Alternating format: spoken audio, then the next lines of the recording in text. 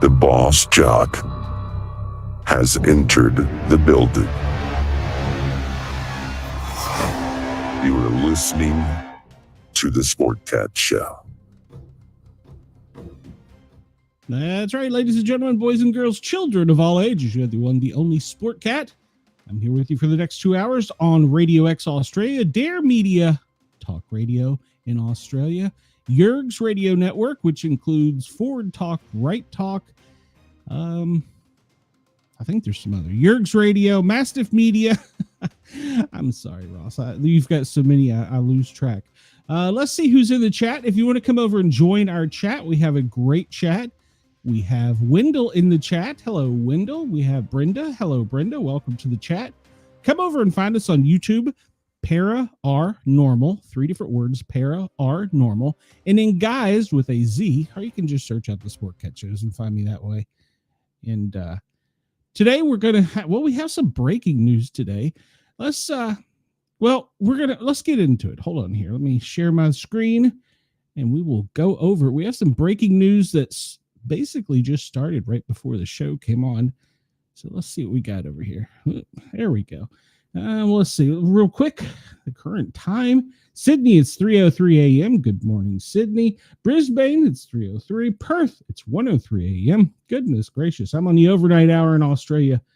Good morning to all of our friends in Australia. Let's see what we got down here. We're going to jump ahead a little bit here because with breaking news, Hulk Hogan has passed away at the age of 71. So we talked about this yesterday. They go in threes. We had the actor from the Cosby Show. Then we had Ozzy yesterday, or the day before yesterday, and then Hulk Hogan at 71. This comes to us from TMZ. Wrestling legend Hulk Hogan has died at age 71. TMZ Sports has learned. Medics were dispatched to the WWE Icon's Clearwater home early Thursday morning, with operators stating it was regarding a, quote, cardiac arrest. We're told a slew of police cars and EMTs were parked outside Hogan's home. He was carried on a stretcher into an ambulance. Cops tell us officials responded to the call at 9:51 a.m. local time, and he was treated by Clearwater Fire and Rescue before being taken to a nearby hospital where he was pronounced dead. PD said they will provide additional information at a press conference later today. Just a few weeks ago, Hogan's wife denied rumors he was in a coma, stating his heart was strong as he recovered from the surgeries. TMZ broke the story last month. There were rumblings Hogan was on his, quote, deathbed, but we were told at the time he was just dealing with the symptoms of a neck procedure he underwent in May. Hulk transformed professional wrestling into a family entertainment sport. Before wrestling catered to a fairly narrow audience, Hulk's theatrics in the ring was magnetic for children and their parents, and it supercharged the sport. Hogan kickstarted the popular cultural phenomenon Hulkamania. I think, man, I remember that. That was great. I'm Hulk Hogan, the greatest wrestler of all time. Yes, he was. Him and his little Hulkamaniacs. After defeating the Iron Sheik for the World Heavyweight Championship in 1984, a craze that never went away, and his signature bandana and handlebar mustache were often copied by fans in the crowd for decades. 1996, he transformed himself from hero to a villain by creating the NWO, or the New World Order. He became Hollywood Hulk Hogan. It propelled him in his professional wrestling career even more and towards fame. He had countless iconic performances, including a matchup against Dwayne "The Rock" Johnson at WrestleMania X8, 28, I guess, in 2002, and face-off with Andre the Giant. Boy, it was a big guy. At WrestleMania 3, and had many memorable feuds with the Ultimate Warrior and Randy Savage. Man, those are some old names in wrestling. Hulk was inducted into the WWE Hall of Fame in 2005. He was removed in 2015 after a scandal erupted about racist comments while he was being secretly recorded during a sexual encounter. Gawker posted the clip, and Hulk subsequently, good Lord, sued, winning the lawsuit. He was inducted a second time into the WWE Hall of Fame in 2020, this time as a member of the NWO. Hulk was the star of the 2024 wrestling convention. Well, it could have been that. He's the 2024 star of the Republican National Convention when he set the room ablaze with theatrics. Hulk had an amazing, successful movie career, beginning in '82 with Rocky III, playing the iconic character Thunder Lips. Starred in No Holds Barred, Suburban Commando, and Mr. Nanny. And there's more. He starred in the VH1 reality TV Hogan Knows Best with his family Linda, Nick, and Brooke. What's amazing about the Hulk is he had scores of surgery as a result of wrestling injuries. He told Harvey during a taping of Objectified he had no original body parts left. The last time we spoke with Hulk was in May after he was launching the Real American Freestyle and Amateur Wrestling League. The first event is August 30th on Fox Nation. He also started a beer company, didn't he? So Hulk Hogan, age 71, has passed away after a cardiac arrest, according to TMZ. And let's see, what do we got here? Hello, Chris. Welcome to the chat. And Brenda says, yeah, he was just in Texas. Harley's in the chat. Welcome, Harley. Yeah, he was just in Texas last week. He was a good guy. Well, you say he was not a good guy. I think he was a good guy. Let's see. Expected Ric Flair to go first. Wendell, I was thinking about that. I just had this conversation with Mrs. Sportcat. Should it be the mustache, goatee, or full beard? I don't know. Let me put it out to a public vote on the internet. But yes, Hulk Hogan, 71, passed away. May he rest in peace. I'm not sure why Harley says he was not a good guy, but I always thought he was a good guy, but I guess it's subjective. No, well, maybe, but now there has to be a break. I don't know what you're talking about, Brenda, but okay. All right, so we will jump into our normal thing that we do every day. We do a little history lesson at the beginning of the show, and then we'll go back to some news. Let's see. We'll start in 1534. French explorer Jacques Cartier claims for France the islands of Gaspé, erecting a 30-foot cross at Point Penule. Let's see. 1567, Mary, Queen of Scots, is forced to abdicate. Her 1-year-old son becomes king. King James VI of Scotland.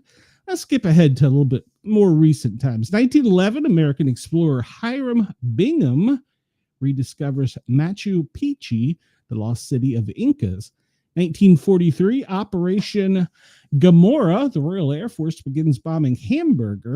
I apologize to everybody. Creating a firestorm and killing 42,600 people. 2019, global warming is the fastest in 2,000 years, and scientific consensus that humans are the cause is at 99%, according to 3 major reports by the Journals of Nature and Nature Geoscience. We're actually going to have a news article talking a little about that today. 1952, American Western film High Noon is released, directed by Fred Zinnerman, starring Gary Cooper, Grace Kelly, and Thomas Mitchell. Wow. 1982, this is timely. Eye of the Tiger by Survivor was released for the Rocky III soundtrack. Starts a 6-week run at #1 on the U.S. charts and was a Grammy for Best Rock Performance. 2022, songwriter icon Joni Mitchell makes a surprise concert appearance, joining Brandi Carlile at Newport Folk Festival, and Mitchell's public performance. That was first public performance in 19 years. 2005, 92nd Tour de France. No winner, Lance Armstrong retires after winning a record seventh consecutive victory, but is disqualified for doping in 2012. Jump over to this one because sometimes you get a little bit of different news. Uh, Wendell says he drinks before the show. I wish. No, it's just me tripping over my own tongue.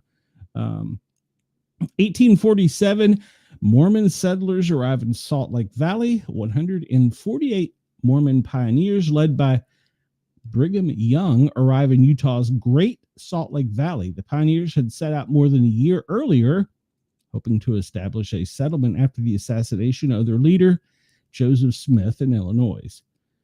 Young declared the Great Salt Lake Valley was the, quote, place, and Mormons celebrate July 24th as Pioneer Day. Okay, and we talked about that. In 1933, Buck and Blanche Barrow are arrested in Iowa. They are accomplices of Bonnie and Clyde. Buck was Clyde's brother, and Blanche accompanied the infamous duo on their 1930s crime spree. Though Blanche survived their arrest, Buck later succumbed to his injuries. Yeah, that is kind of a sad coincidence. Eye of the Tiger on Today. Yeah. What is it they say about I don't remember. I was gonna something about there are no coincidences or something like that. We talked about this last night. Okay, so what is today? Well, today's holidays. It's National Cousins Day. Well, happy National Cousins Day to all of my cousins out there. National Tequila Day. Not a real fan of tequila. It's Amelia Earhart Day. Children's Day in Vanuatu. International Self-Care Day. Give yourself a hug, Wendell. You deserve it. National Day of Motoring. It's National Drive-Thru Day. National Marine Week. National Refreshment Day. What's your favorite refreshment? National Thermal Engineering Day. Pioneer Day. Samaritan's Awareness Day. Simon Bolivier's birthday. And Tell an Old Joke Day. Well, make dads happy, right? Tell old dad's joke. Wow. 1979 Alien was premiered. Or is that recently? I don't know. So, yeah. I didn't like that movie. Let's see. We'll jump over here. And we'll discuss if there's anything different. National Refreshment Day, and it shows beer. National Drive-Thru Day. National Cousins Day. So we pretty much talked about these. National Intern Day, celebrated by the Clintons. That'll get me kicked off of Yerg's Radio. James Gunn blames, quote, anti-American sentiment for Superman's international box office. Is James Gunn's Superman struggling internationally because everyone hates America? Well, that's what James Gunn thinks, or at least is the narrative he's currently pushing.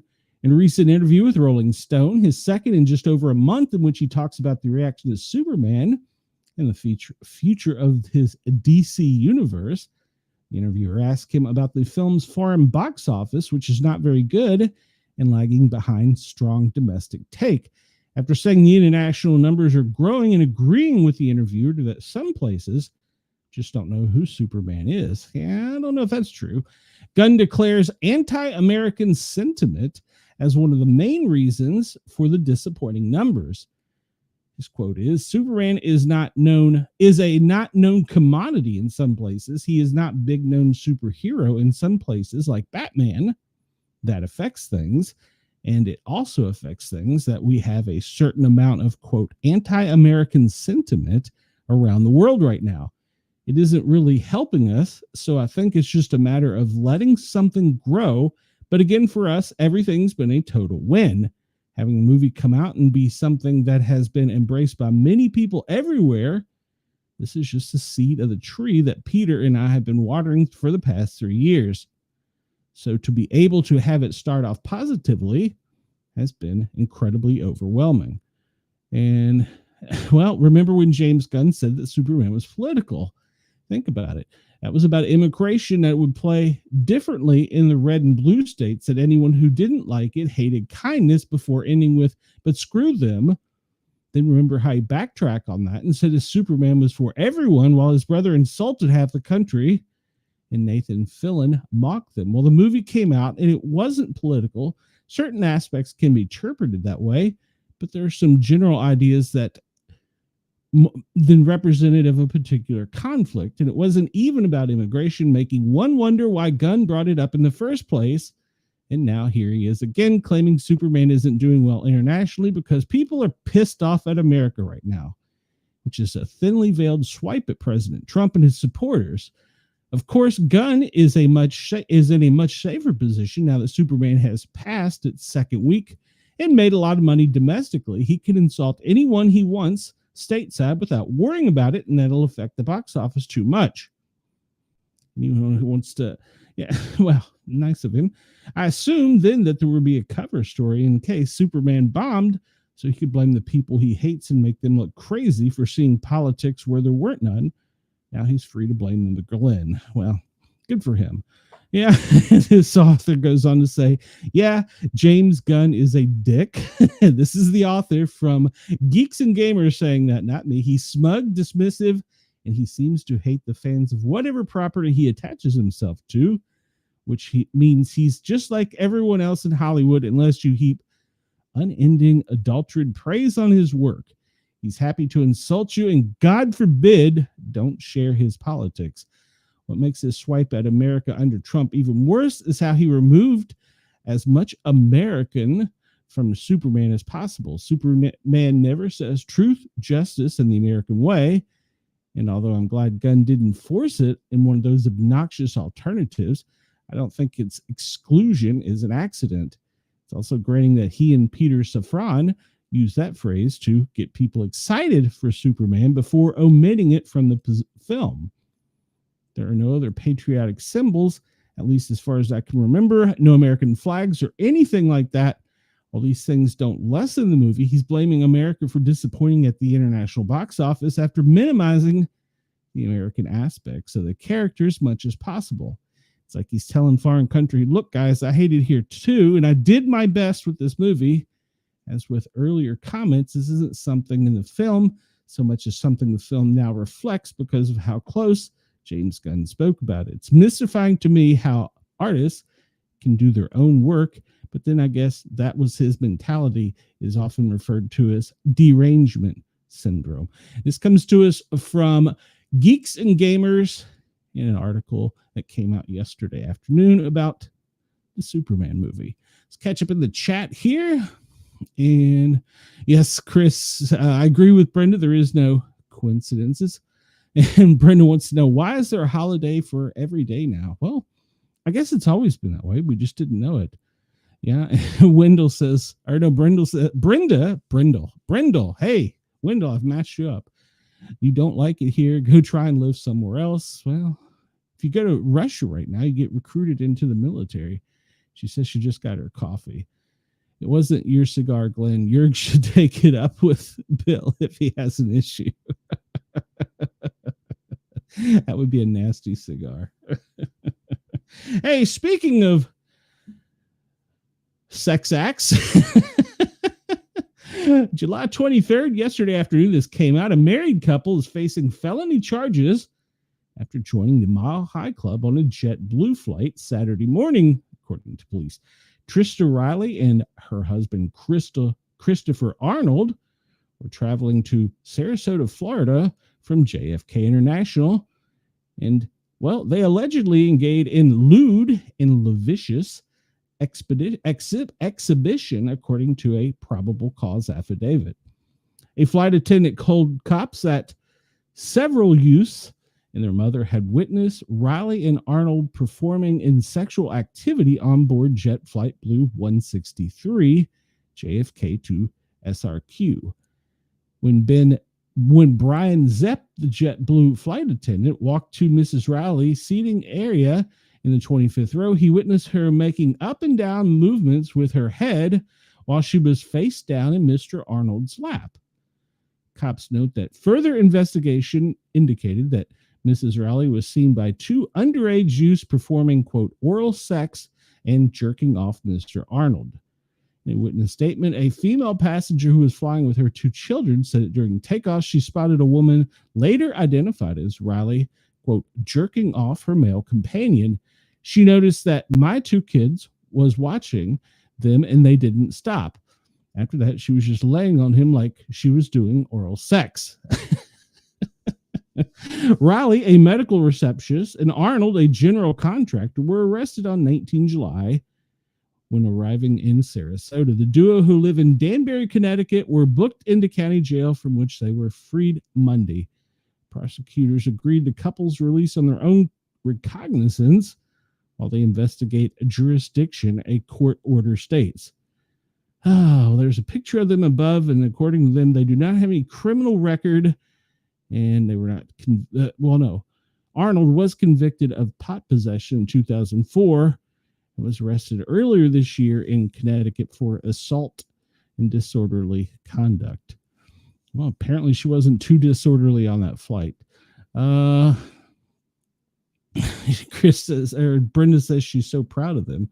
Well, she didn't get none. He did, but that's another story. So, all right, you're going to hear this term. You probably even hear it in my news report today. Heat dome.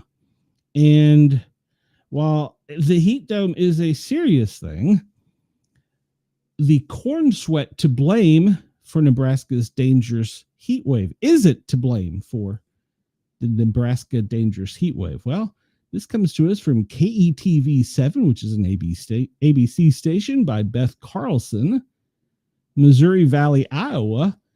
Does the viral term corn sweat have anything to do with the extreme temperatures in southwest Iowa?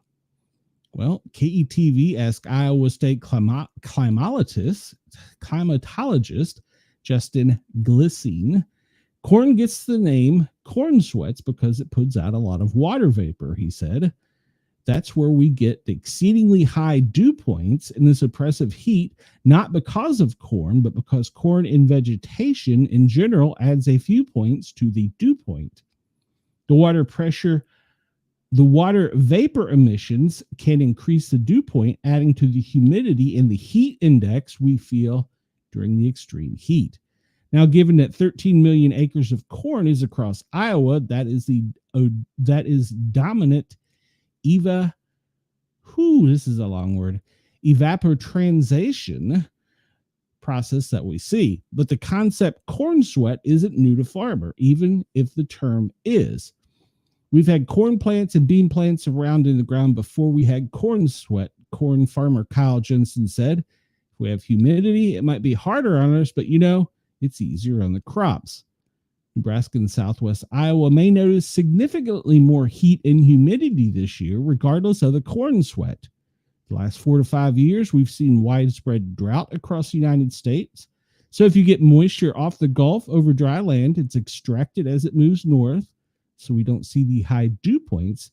In fact, if we were to go back to this date in 2024, 2023, and 2022, you would see dew points in the low to mid 60s. So we're seeing dew point numbers now in the 70s and 80 underneath the heat dome, he said. In short, drought conditions are easing up the area as we see more rain, but with rain comes humidity. Around average temperatures are also a factor, meaning the culprit of the dangerous temperatures isn't the corn. So there you go. You're going to hear this from some people. I've already seen some conspiracy theorists going on about it. The heat dome is because of the weather, and the dew point is only raised slightly by the crops, but the corn does not cause the heat dome that we're having in America at the moment. So everybody calm down, just remain calm. And we shouldn't have to be talking about this, but 3 officers were shot in ambush while parked eating lunch. They were ambushed. The suspect is luckily dead. Lorain, Ohio. This comes to us from WLWT 5 TV, which is NBC. Emily Sanderson. 3 police officers were shot in what police are calling an ambush situation in northeast Ohio City. According to Elira police, it happened around 1 p.m. in Lorain, Ohio, which is 30 miles west of Cleveland. Acting Police Chief Michael Failing said 2 officers were parked in the cruiser eating lunch when they were shot. A 3rd officer who responded to the scene was also shot. The suspect had parked at the dead end of Missouri Avenue, and he had an arsenal of weapons with him. He was laying in wait and opened fire with multiple rounds at both of the officers who were sitting in their vehicle. 3 Lorain police officers were injured in the incident. The 2 officers most seriously injured, Officer Brent Payne and Officer Philip Wagner, were life flighted to Metro Health Medical Center in Cleveland. The 3rd officer, Peter Gale, was wounded in the hand. The suspect was also shot and pronounced dead at the scene. Hey, congratulations, good shot. The Lorain County Coroner's Office has identified the suspect as Michael Parker, 28, of Lorain. Authorities have not yet confirmed whether the suspect died from self-inflicted wounds or as a result of police gunfire. The incident prompted a huge response from multiple agencies in the area, and they had helicopters like crazy in the air. Because they believed that there was more than one person. We stand in unwavering support of the brave men and women with the Lorain Police Department. Our thoughts and prayers are with the officers, their family, and the entire community during this difficult time. Ohio Governor Mike DeWine shared a statement after the shooting Wednesday offering his support for the victims and their families. I've been briefed on the horrible officer-involved shooting in Lorain, which appears to have been targeted attack on law enforcement. Fran and I, the governor, are praying for 3 Lorain police officers who were shot in the line of duty, and our thoughts are also with their families, friends, and fellow police officers in Ohio. The situation reminds us that those who work in law enforcement risk their lives every day for the safety of their communities. We are so grateful for the men and women who willingly and bravely serve and protect. So our thoughts and prayers go out to them, and we hope that they get well soon. This is the article about the murderer that killed the firefighters. And apparently, this comes to us from military.com. Apparently, the man who killed the Idaho firefighters had been turned away by the Army. The man accused of fatally shooting 2 Idaho firefighters before killing himself last month had tried to join the fire department and became angry when told he would need to go through training and testing. What do you think? You just grab a hose? Come on. Wes Rowley also tried to join the Army twice. His father was an Army veteran, but was disqualified after failing to follow through on tasks and appointments. The the sheriff, Bob Norris, said at a press conference. The new revelations offer a more complete picture of the 20-year-old's resentments. Officers also presented evidence suggesting the attack was premeditated. A goodbye letter to his father they found in his truck, and drawings in his home that appear to show a mountain parking lot with a shotgun being fired and a person aiming a rifle at his chin. Tomorrow I shall go to battle, he wrote to his father. If I survive, it would be with the utmost dishonor. I bid these farewell. Next to his signature were 2 symbols that appear to be runes linked to Nazi ideology. Okay, don't get carried away there. The runes are not Nazi. Rowley used gas, lighters, and flint to start a series of fire at the Canfield Mountain on 29 June to instigate a response, then shot at firefighters who asked him to move his vehicle. Norris said he shot at others from trees before dying before a self-inflicted gunshot wound. It's an act of pure evil that was premeditated ambush and a pure act of evil against the people who look to the city for help. The Fire Rescue Battalion Chief Frank Harwood, 42, Fire Department Battalion Chief John Morrison, 52, David Tisdall, 47, was hospitalized in critical condition. Investigators hope to learn more from his social media accounts, but it's clear that his frustrations were growing over time, the sheriff said. He tried to become a soldier in 2023 and again last year in Hayden, Idaho, but failed to follow through on tasks and appointments, eventually being disqualified by the Army. Then 1 month before the shooting, he went to the fire department asking about becoming a firefighter. He said he had the state of mind that he would be able to start that day. He was told, no, there's a process. You have a written exam, a physical agility, a background check, an oral interview. And then, he became agitated and he left the area. And former classmates recall him as a aggressive individual. And the interviews with the family and court records reveal a troubled early home life and disconnected from schoolmates who saw him as aggressive. He used to draw bombs and firearms in school. Well, he said he lived with his mom in Phoenix, Arizona, before moving to northern Idaho to live with his father, Jason, in 2024. He went to elementary, middle school, and high with Dieter Denon, who went to elementary, middle, and high with him, said that his aggression and racist comments made classmates uncomfortable. He was really on edge a lot. He would say unkind or rude things to people of different races, culture, or religion. He said you'd kind of go, what the heck? Why would you say that? It's a little messed up to say that. He got into trouble for drawing swastikas in school and also liked to draw bombs and planes and military things. He also bragged about his time in Germany. He would always tell me, I'm a lot more German than in every way compared to you. So he couldn't believe it when a friend texted him in the article about the shooting. It was shocking. Well, they were younger, but it's hard to think anyone could ever do something like that. Mother got a protection of order against his father, according to court records. Heather and Jason Rowley were married in San Bernardino in 2008. Jason Rowley served from 2007 to 2015, including 2 tours in Iraq and 1 in Afghanistan, and left the service as a staff sergeant, according to the Army.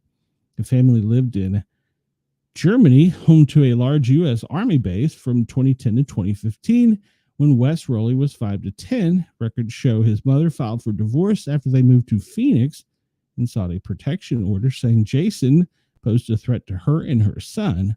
Her petition said he was an alcoholic and had been arrested for assaulting her on October 1st, 2015.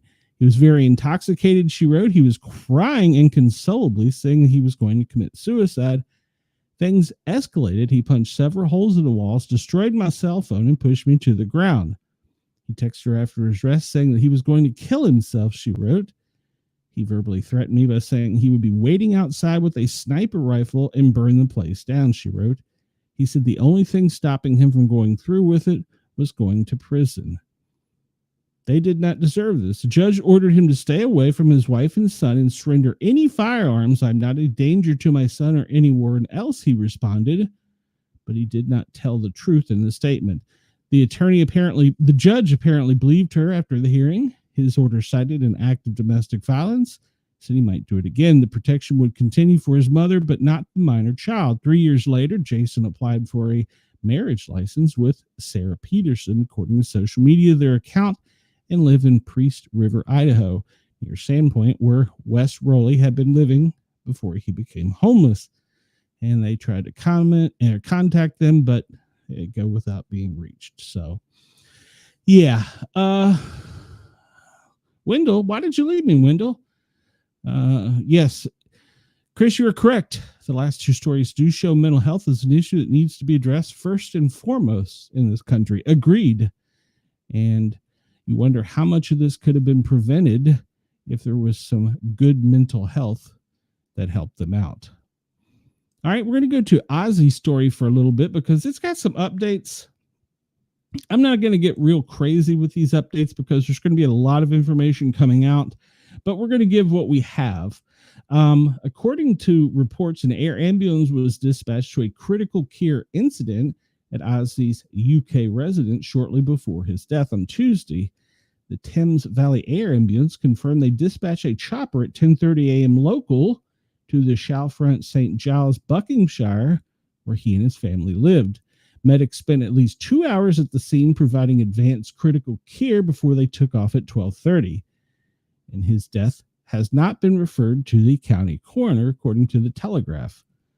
He died weeks after performing a massive farewell show in Birmingham. He had been diagnosed with Parkinson's, and his sister Jean shared details of her final moments with the rock star. It was upsetting because he could not stand upright, but he was still our John, that's his legal name, still cracking the jokes. His final Instagram post, back to the beginning, the final show, which now stands as a quiet tribute to the heavy metal icon's legacy. And let's see. They talk about how they were met in 1970 after her father, Don Arden, was managing Black Sabbath. They got married in 82 following his divorce from his first wife, Thelma Riley. And let's see, these are people paying tribute to him. They met because of that.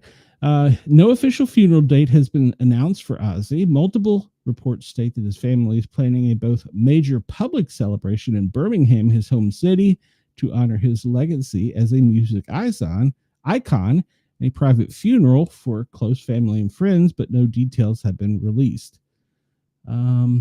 He did request a song to be performed at his funeral. In 2011, he made comments to the Sunday Times that he wanted this funeral to be arranged. While the Osbourne family has so far not revealed any details about his memorial service, Osbourne himself previously said he didn't want his funeral to be sad, but instead it hoped it would be a way to say thanks. There will be no harping on bad times, Osbourne wrote. It's worth remembering that a lot of people see nothing but misery their whole lives. So by any measure, most of us in this country, especially rock stars like me, are very lucky. That's why I don't want my funeral to be sad. I want it to be time to say thanks. In that interview, Osbourne said he had no preference on which songs would be played at the funeral. I honestly don't care what they play at my funeral. They can put on a medley of Justin Bieber, Susan Boyles, and We Are the Diddy Man if it makes them happy, he said at the time. Later, however, Osbourne disclosed that he'd like a, quote, day in the life to be played by the Beatles. That's fascinating. That's fascinating. Yes, it does seem sad, Brenda. All right, so that was from Newsweek. Let's see what else news we got here. This came to us from MSN. Yeah, I don't like to use them, but they do occasionally hit the head on the nail. Illinois firefighter rescue an escaped train. Hold on. Illinois firefighters rescue escaped snake on a train. Firefighters in a Chicago suburb were called to a commuter train to help capture a ball python that got loose from its owners and slithered out of control into a control box.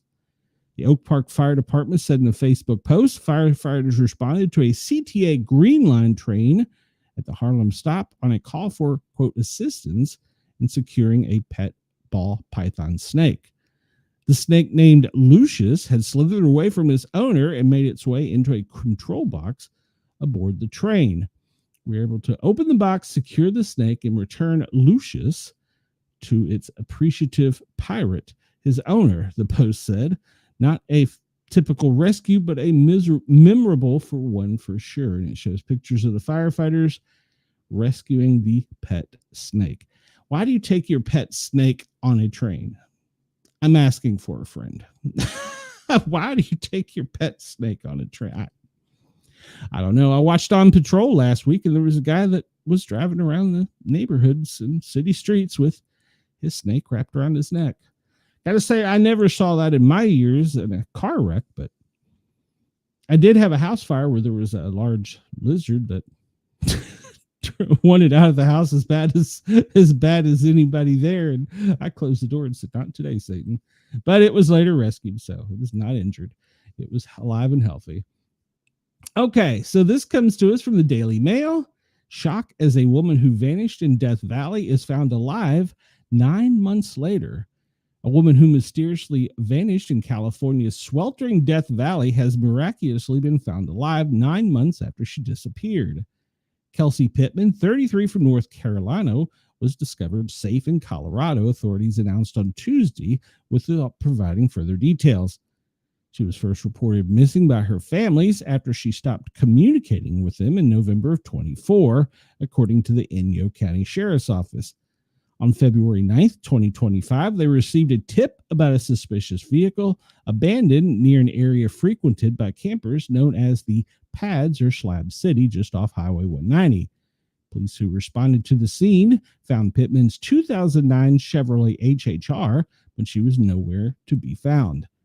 This led to an initiation of an extensive missing person investigation and search effort, according to the sheriff, noting that coordinated with several law enforcement agents and employed drones, cadaver dogs, and volunteers in an effort. Despite exhaustive ground and aerial searches, no additional physical evidence was found at the site, according to the sheriff's office, but they declined to provide additional information. So, out of respect and privacy for her and her family, no further details will be released. She had last been seen in November of 2024 while making contact with law enforcement in Utah. She was known to visit Las Vegas. Her mother had stayed in contact with investigators, even visiting the area to help in the search. She's found alive and well in Colorado after disappearing in Death Valley. What do you think, guys and gals? Think she was taken in by Bigfoot or aliens? So, what mysteries will be unveiled by that? What conspiracy theorists will have to say about that? I'll have to watch the headlines. All right. Donald Trump shoots down claims about Elon Musk with a 4-word dismissal. Well, the president has had a bitter feud with the tech CEO for months after falling out over the, quote, big, beautiful bill. This comes to us from the Daily Express US by Cheyenne Ubery. Donald Trump shot down claims that he would destroy Elon with just 4 words. The president took to Truth Social on Thursday to react to claims that he would take away subsidies to the Tesla CEO. Subsidies the Tesla CEO receives from the government. This is not so, is what he wrote in bold letters. Trump said, I want Elon and all businesses within our country to thrive. In fact, thrive like never before. The better they do, the better the USA does, and that's good for all of us. We are setting records every day, and I want to keep it that way. President comes in a post just a day after the White House press secretary Carolyn Leavitt said she doesn't think Trump supports federal agencies using Musk's AI. When asked if Trump would want to cancel a recently announced contract with the company, Leavitt said that she would talk to him about him. XAI got a $200 million contract with the Department of Defense alongside Anthropic, Google, and OpenAI last week. The company unveiled several products for the U.S. government, calling it Grok for Government. However, the president has threatened to cancel federal contracts with Musk businesses, saying in June, the easiest way to save money in our budget, billions and billions, is to terminate Elon's government subsidies and contracts. We'll be bringing you the very latest updates, pictures, and videos as this breaking news story continues. Of course, he's not going to. He's a fellow billionaire with the president. They're going to take care of each other. Come on, everybody knows that. The elite take care of the elite, right? Isn't that the way it works? They don't look out for us.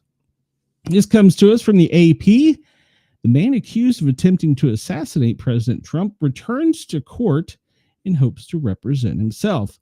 Fort Pierce, Florida. Why is it always Florida? Good Lord. A man charged with attempting to assassinate President Donald Trump last year's Florida golf course will return to court Thursday to once again explain why he wants to fire his court-appointed lawyers and represent himself. This man is nuts.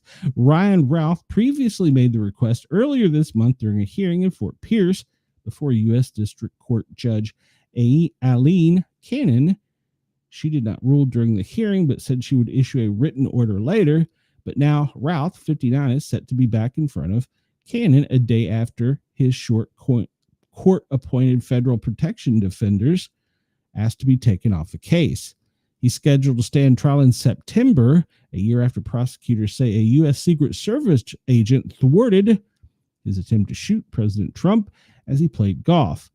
He had pled not guilty to charges of attempting to assassinate a major presidential candidate, assaulting federal officers, and several firearms violations. The judge told Ralph earlier this month that she doesn't intend to delay the September 8th start date of his trial, even if she lets him represent himself. He has been described the extent of his education as 2 years of college after earning his GED. He understands that he can and would be ready. Good Lord.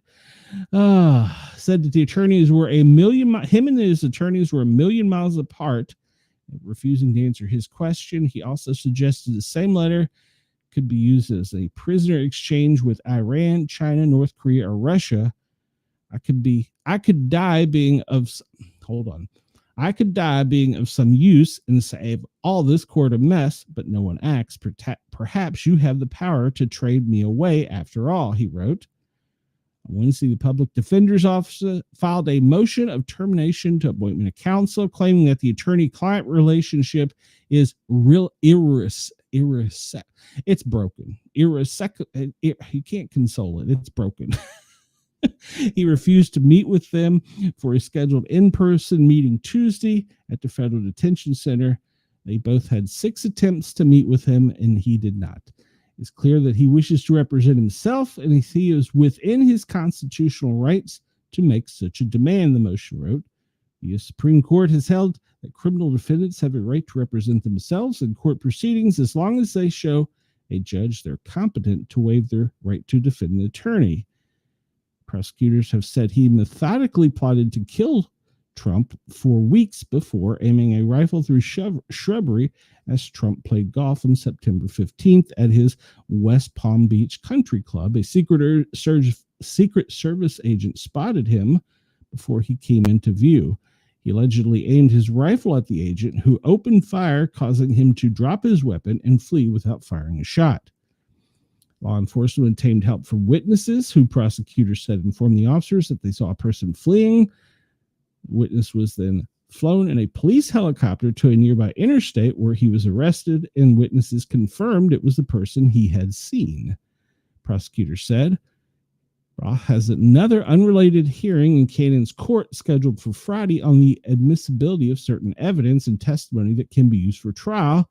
In addition to the federal charges, he has also pled not guilty to state charges of terrorism and attempted murder. Well then, but what about the first guy? What about the first guy? Where's the records on that guy? Where's the information on him? How come we don't have any information about that guy? President Trump says he's seen it, but nobody else has. Where is it? I'd like to know. I'd like to see it. Chris says nobody has seen records being set like this in human history. It's really remarkable. Yeah. Well. All right. This comes to us from KUAC TV9 FM 80.9. This is out of Alaska, connecting Alaska to the world. I don't know if it's ABC, NBC. I don't know what affiliate it is. But anyhow, NORAD tracks Russian aircraft over coastal waters near Alaska. 10 aircraft dispatched to intercept a Russian plane escorted them out of Alaskan Air Defense Identification Zone. The North American Aerospace Defense Command says it detected and tracked Russian warplanes flying in international airspace Tuesday off the coast of Alaska. A NORAD spokesperson said the 2 Tu-95 bombers and 2 Su-35 fighters stayed in a section of international airspace called the Alaskan Air Defense Identification Zone. They did not enter U.S. nor Canadian airspace. Major Jennifer Derines said NORAD dispatched 2 Alaska-based F-16s and 4 F-35 fighter jets to positively identify, monitor, and intercept and escort them out of the Alaskan ID zone. She said in an email that NORAD jets were accompanied by support aircraft, including an E-3 AWAC, a command and control plane, and 3 KC-135 air tankers. She said the Russian aircraft were in the Alaskan ID zone for a little over 3 hours. A NORAD news release said Russian activity in the Alaska Air Defense ID zone occurs regularly and is not considered a threat. The last time NORAD reported Russian aircraft in the zone was in mid-April when 6 Russian warplanes were detected. They included 2 bombers, 2 fighters, and 2 reconnaissance plane and an AWACS-type aircraft. All right, well, we also know that if you monitor troop movements, they have been moving troops to the Alaskan border for some unknown reason. Wonder what that reason could be. And in these headlines, Coast Guard patrols Russian sea border to protect U.S. interests. Comes from us from Newsweek by Ryan Chan. United States Coast Guard vessel recently concluded a patrol in the Bering Sea, which lies between Alaska and Russia's Far East, protecting U.S. interests in the region. The 121-day patrol conducted by the national security cutter United States Coast Guard Monroe comes amid Russian continued presence near the Alaska border, including the deployment of aircraft that approach U.S. airspace on Wednesday, even as Moscow engages in war in Europe. Newsweek has contacted the Russian Defense and Foreign Ministries for comments. The Bering Sea serves as a gateway between the Arctic, a key geopolitical and military frontier between the West and Russia, along with China and the North Pacific. The Bering Strait is 50 miles wide and the narrowest point between America and Russia's mainland. The U.S. military has regularly operated near Alaska and Russia's easternmost border to help defend North America, including joint fighter aircraft missions with Canada over the Bering Strait and naval deployments in the North Pacific to support homeland defense. The Monroe returned to its home port in Alameda, California on July 16, following a 23,000-mile deployment patrolling the Bering Sea, the Coast Guard announced on Tuesday. The ship was deployed in mid-March to provide U.S. maritime presence in the Bering Sea, patrolling along the U.S. border, the boundary line which lies between Russia and the United States. So there you go. We are having more air and sea activity there.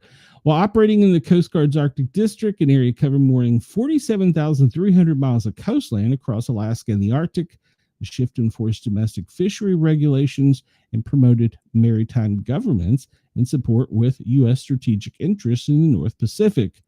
The crew boarded fishing vessels 32 times to ensure compliance with U.S. law, preserve the integrity of fish stocks, encourage sustainable fishing practices, and maintain a level playing field within the U.S. exclusive economic zone, according to the Coast Guard. An exclusive economic zone extends up to 230 miles from a country's coastline, where the coastal nation has sovereign rights to explore, exploit, and conserve and manage natural resources, according to the United Nations Convention of the Law of the Sea. National Oceanic and Atmospheric Administration law enforcement officer was aboard the vessel to enhance enforcement aimed at protecting the $6 billion Alaskan fishery. Okay, they just said something right there. Pay attention. A National Oceanic and Atmospheric Administration law enforcement officer, NOAA, National Weather Service, has a law enforcement division. Did you know that? I didn't know that. Why does the National Ocean and Atmospheric Administration have a law enforcement division? U.S. Coast Guard said in a news release on Tuesday, the Coast Guard's effort helped secure Arctic waterways aimed to ensure American security, prosperity, and freedom in the face of the evolving Arctic security challenges and risk. U.S. Coast Guard Captain Jim O'Mara, the commanding officer of the Coast Guard Monroe, said in a news release, "Our job in the Bering Sea was to keep U.S. mariners safe, protect the economic integrity of the U.S. exclusive economic zone, and uphold border and control territory integrity of the U.S. Arctic." Well, okay. So now we have a separate vessel up there. And Chris says, didn't the last article say we were pissed because Russian planes were in our airspace, but we could send their ships to the border to protect our interests and safety? Seems like a double standard. That's how wars get started, Chris. That's how wars get started. The one in Ukraine, he didn't want certain big boom things and chemical things on his border, but other countries insisted on it, so he decided that wasn't going to happen near his country, and so, well, there you go. It's good for me, but not for you. We don't want those big boom things in Cuba or Venezuela, and we'll protect ourselves for their not to be there, but it's okay for us to UN to do it to other countries. Yeah, bullshit. All right, so this article comes to us from the Daily Express, U.S. Mile deep monster volcano off the U.S. coast could erupt without warning at any moment. We talk about this frequently. The actual seamount, an underwater volcano located off the coast of Oregon, is on the verge of erupting. Experts have observed an uptick in seismic activity. An underwater volcano off the Oregon coast, known as the actual seamount, is showing signs of imminent eruptions, with experts noting increased seismic activity since January. If you want a whole bunch of fake news on this, go search out some of the prepper shows talking about this. Recording 100 to 300 tremors daily, the axial seamount activity indicates that magma is navigating its volcanic fissure. Situated 300 miles offshore and roughly a mile under the sea, the volcano poses no direct threat to humans, but remains under close observation. Remember that. It's no threat to us, no matter what these other fear-mongering channels say. William Wilcock, he takes pictures of the ocean, professor of the University of Washington, conveyed to us if this was a volcano in places where people lived, they would be evacuated. We think there will be some warning, but then volcanoes do tend to surprise us. So, in other words, it's ready to pop, but it's not going to hurt us. It's difficult and challenging to forecast timing and the nature of eruption. So keep an eye on that. That's going to be a story in the near future. There's also stories going around on prepper channels talking about how there are earthquakes being triggered intentionally in Yellowstone to see what will happen if something does go off in Yellowstone, and that animals are evacuating in herds. Those videos are AI, and they are doing some seismic testing, but I don't think they're blowing up the area. We might. We've done stupider things. So it's top of the hour. It's 2:00 East Coast, and let's see. It's 1:00. Well, it's about to be. It's 2 minutes till 2:00 on the East Coast, 1:00 in Chicago, 12:00 in Denver, and 11:00 in Los Angeles. All right, welcome 9:58 a.m. in Anchorage, and to our Australian friends, it is 3:58 in the morning in Sydney and Brisbane. Perth, it's 1:58 a.m. Good morning, and I hope you're having a great day. All right, let's bring up what we normally do. And okay, well, apparently there's a police shooting in Morgan, Tennessee. We'll have to follow up on that tomorrow. This is what we normally do every day. We do, well, the first hour we try and do about news, and then the second hour we try and do our normal thing here. This is how we started off. We do the FEMA National Watch Center's daily operation briefing. This was presented Thursday, July 24th at 8:30 a.m. Eastern Time to the president. Of course, he gets the secret squirrel stuff. We do not. If you want to send me the secret squirrel stuff, I'd really like to see it. Chris says, and people wonder why the world sees our country as hypocritical. Amen. Agreed, Chris. Agreed. No argument there. National current operations are monitoring. There are no significant incidents or operations ongoing. They are monitoring heavy rainfall, flash flooding in the southern plains to Great Lakes, Guam, and northern Mariana Islands. Excessive heat, we've talked about this for days, lower Mississippi to the northeast, and tropical activity, well, there's still a couple little lows out there. That one in the Atlantic is just an annoying little bug. We'll take a look at it after a while. Western Pacific, it's still going to be a tropical storm in the Western Pacific. And in the Atlantic, it's just going to be heavy rains and annoying to Florida and the Gulf Coast residents. Our forecast today, the tornadic activity is predicted to be much less severe, but we can see thunderstorms across pretty much a midwestern swipe of the country from New Mexico, Kansas, Missouri, tip of Indiana up there, and possibly some heavy stuff, but it's flash flooding, but no severe storms. But the East Coast could expect the soaker as well as parts of New England. The anticipated precipitation, well, pretty much that same swipe we talked about. It's going to be more centrally located where the heavy rains are, but it'll extend all the way up into Boston later this week. And in Florida, in the Gulf Coast, you guys are just getting another day of heavy rain. We're going to talk about this more in a minute, but we talked about how in Mississippi, it's going to follow the Mississippi right on up to the Great Lakes. Further to the west, as usual, it'll be a little bit warmer than it is to the east, but there'll still be some high temperatures. I think in Death Valley, it got to 105 yesterday. It was triple digits. So we're not going to see any triple digits today, I don't think, but tomorrow, yeah, we could. The fire weather outlook, California and Nevada is the main areas, a little bit of Oregon and Idaho as well, but we're going to keep an eye on that, and we'll talk more about that here in just a minute. Let's see. This is all pretty much nothing's changed since we last talked, so let's go on to the next article. We always do the president's schedule. He has a public schedule they post every day, and they go back and alter it if anything changes. So let's look at yesterday. And if you remember, we talked about he was going to have a meeting, but that was pretty much it. Doesn't appear anything exciting happened. They didn't even call a lid yesterday. Usually they'll call a lid. Why didn't they call a lid?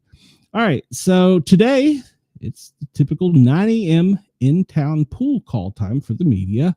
3 o'clock, in about an hour, he's going to sign more executive orders and congressional bills.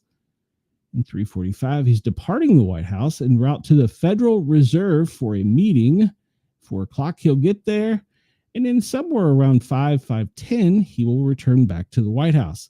So he does have a meeting with the Reserve today.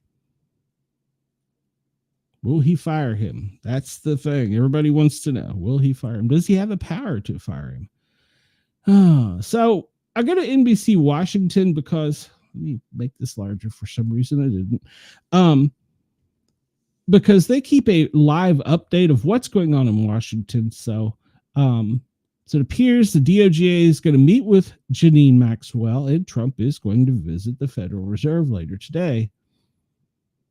And the man accused of trying to assassinate President Trump represents himself in court today. We'll get more about that tomorrow. But apparently they've ruled he can represent himself. And he's scheduled to stand trial in September, a year after he tried to assassinate the president while playing golf. The judge says that his court-appointed attorneys need to remain in standby. So, all right, there you have the ruling. The Senate committee hearing devolves into a shouting match over the Epstein records. I'm just going to throw this out there, everybody. If you have the left and the right agreeing and shouting at each other, this is a distraction. What it's a distraction for, well, that remains to be seen, but this is nothing more than a distraction. Because there was a judge in Florida has ruled they can't unseal the grand jury.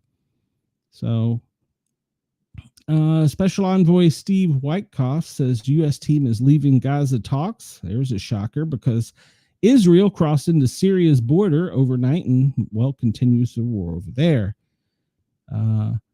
White House says Trump's nominee for office of special counsel is still standing. Let's see.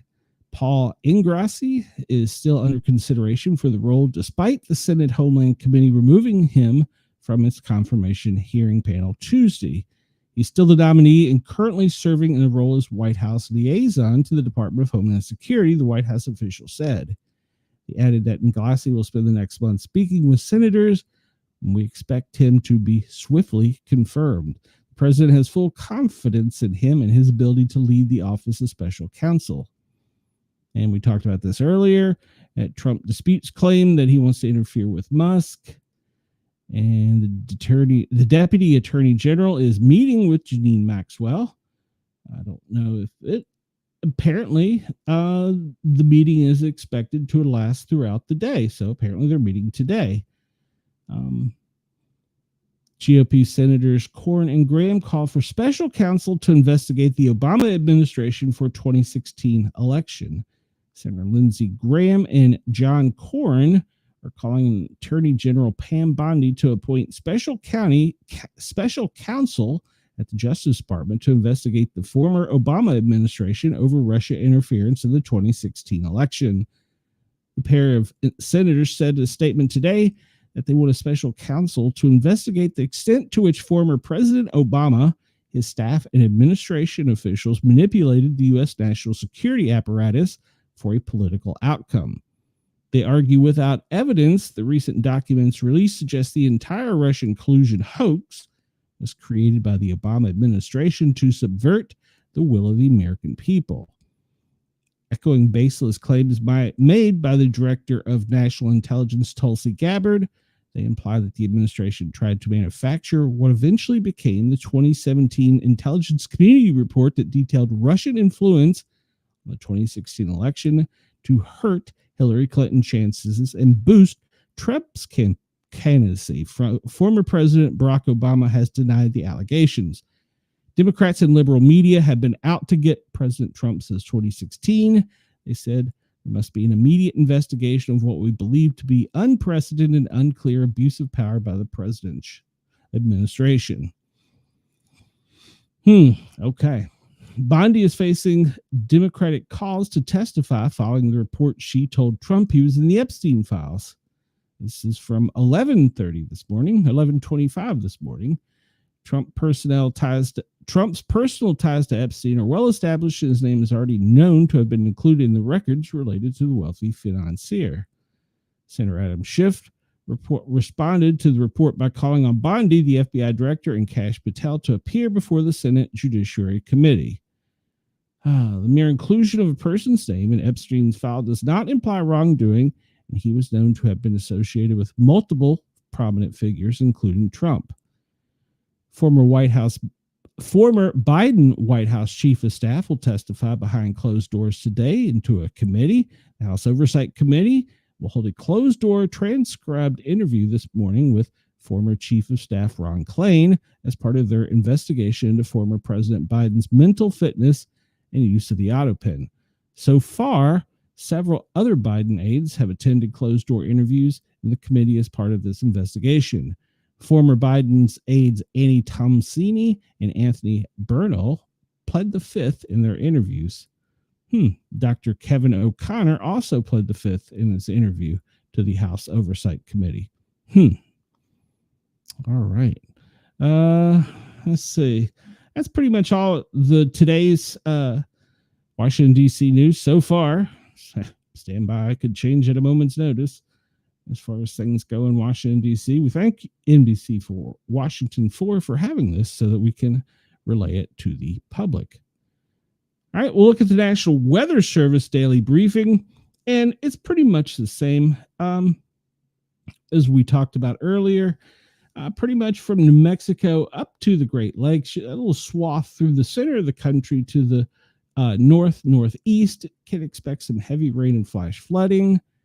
Here in the south, from the Keys all the way up to the Great Lake, we're going to see some spotty rain showers, and it's going to extend all the way over to New England and this side of the Rockies.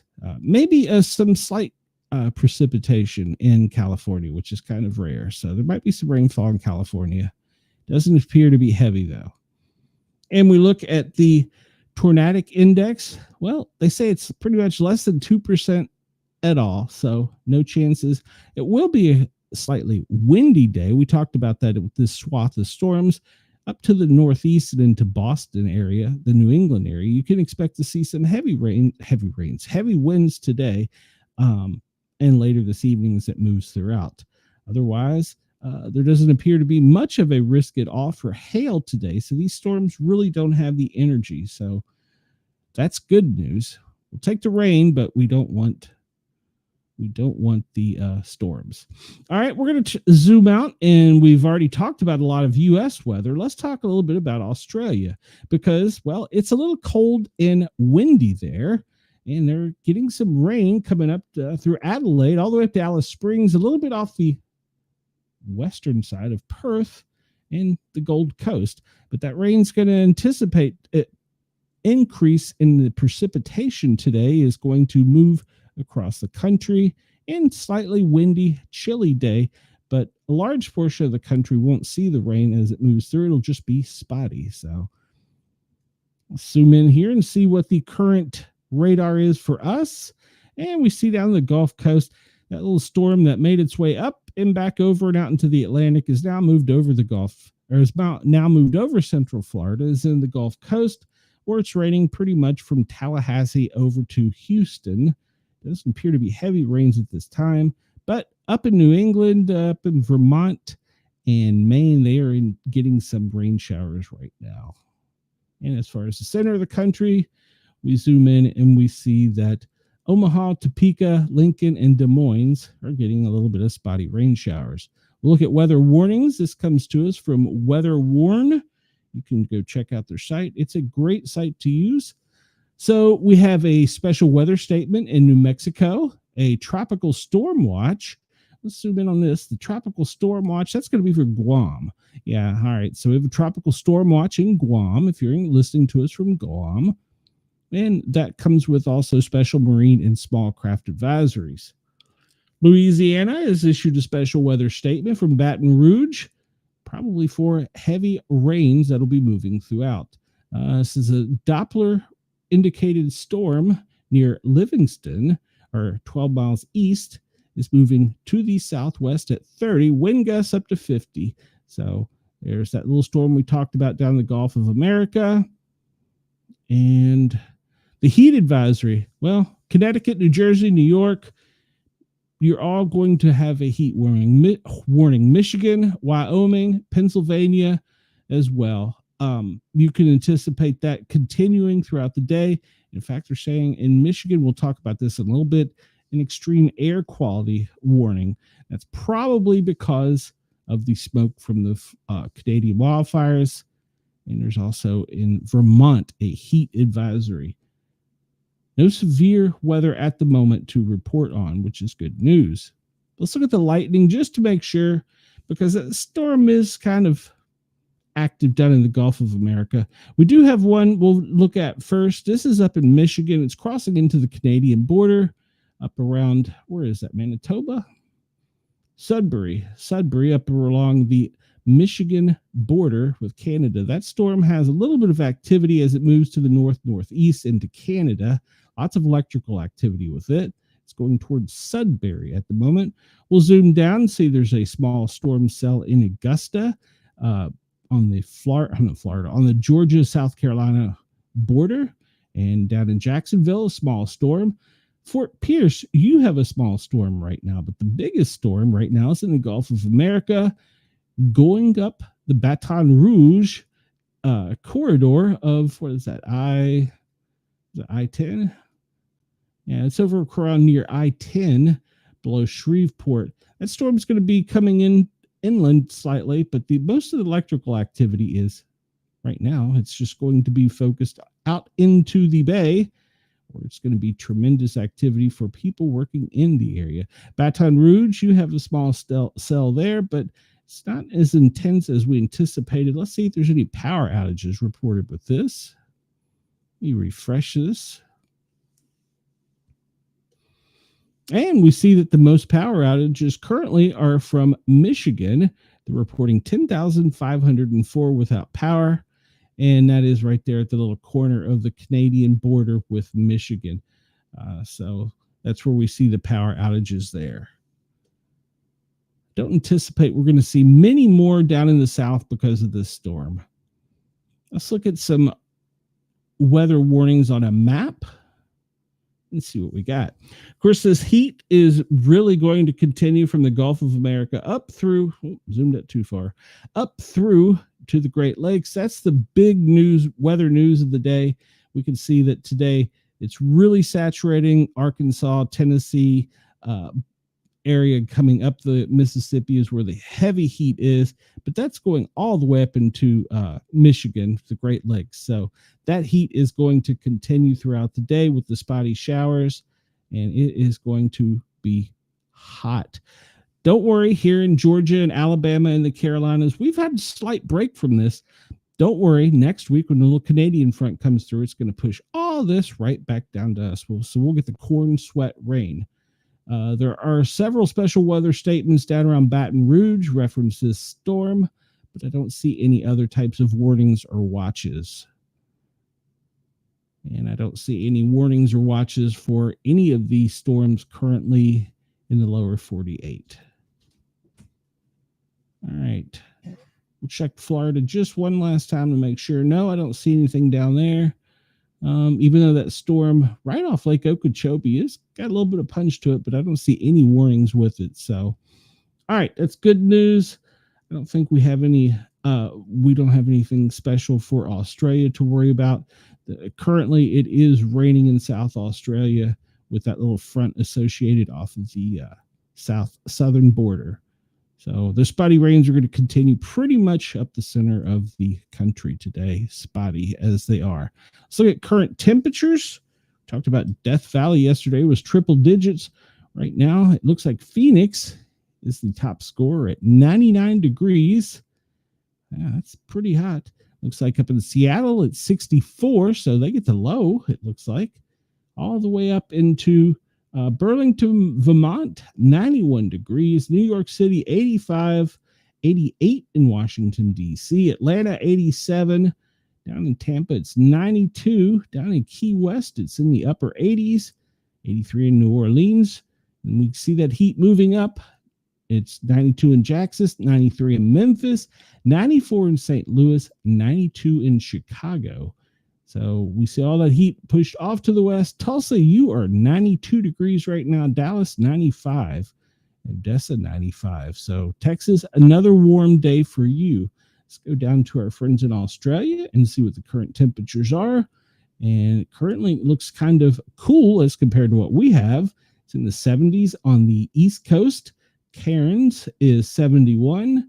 And Brisbane is 44. Sydney, 46. Melbourne, 45. Adelaide, 48. Perth, 43. Canberra is 53. Port Hedland is 59. Broome, 73. Darwin, 76. Alex Springs, you're looking at 61 degrees. All those are in degrees. Sorry, my friends, I don't have the converter on. All right, we will go and look. This is the National Weather Service's heat warning. So like I said, you're going to hear about this heat dome. And we talked about this for the past several days. It is coming pretty much from the Gulf of America, following the Mississippi up into the Great Lakes. The tip of it is extending over a little bit to the east, but most of the heaviest heat, warmest, toughest, I don't know, whatever word you want to put with, whatever pronoun you want to put with it, is to the west. It does not mean that places like Tennessee, Kentucky, or parts of Ohio or Wisconsin or Illinois are going to get a break. It just means that to the west side of this heat dome, it's going to be hotter. So pretty much if you look at the map and go from the Great Lakes down to the south, down by Texas, that heat is going to be unbearable. It's all going to be a code red day. And code red means it affects anyone without cooling or hydration or with proper health systems in place. So in other words, you need to hydrate. If you're out in the sun, you need to wear sunscreen. You need to come inside and cool yourself frequently. And if you feel overwhelmed, you need to seek medical help if you stop sweating or you feel like it's going to overcome you. So make sure to hydrate, drink plenty of water. This is going to be with us for a couple days, folks. And it's going to be in the south of the state's lower 48 next week. So next week may even see triple digits for the South from the reports I'm hearing. So, all right, we talk about all the rains, but they're still concerned about some drought areas, mainly along the border, Texas, New Mexico, Arizona, California. There is a little bit up in the Rockies, up into the Northwest, up in the Sierra Nevadas. Most of the East Coast, all the way pretty much, well, almost to the Great Divide there at the Rockies, is pretty much normal. You see it is highlighted in yellow in some areas, and this is more due to population. If you zoom in, if you zoom in on a map, let's just zoom in on Georgia, which is one I'm familiar with. We see that the swath is below the northeast section of the Smoky Mountains, and it's abnormally dry. But that doesn't mean that it's a record drought. What it means is the population to water supply. So if you look around Metro Atlanta, South Atlanta, down here in Fayette County, in Pike County, they're showing, and even Clayton County, they're even showing it to be drought areas, abnormally dry, but that's just based on population. Doesn't mean that it hasn't rained. It just means that due to population, the amount of water per individual is less. So if you look down in Florida, you'll see, here we go, zoom in on Florida. We'll see down in Miami and Broward counties, we see that it's extreme in Miami-Dade. Mainly, this is based off the population. It doesn't mean that it hasn't rained there. It just means that they don't have enough water per person, which I find is an interesting way of measuring that, but that's the way they do it. Let's check messages, make sure there's nothing crazy here. Okay, we're talking about the CBS TV show Big Brother.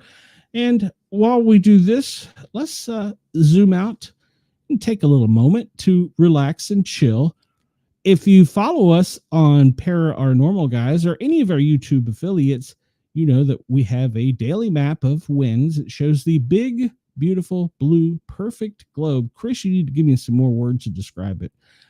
In the AI version of what the winds are. And as we can see, the winds are currently off of the Atlantic coast of the United States, pushing off to the east over towards Bermuda and coming out of the Alaskan front down into California on the other side of the country. Let's see. So we'll go to some breaking news here right now. Let me see if I can find it. Let me open a new tab.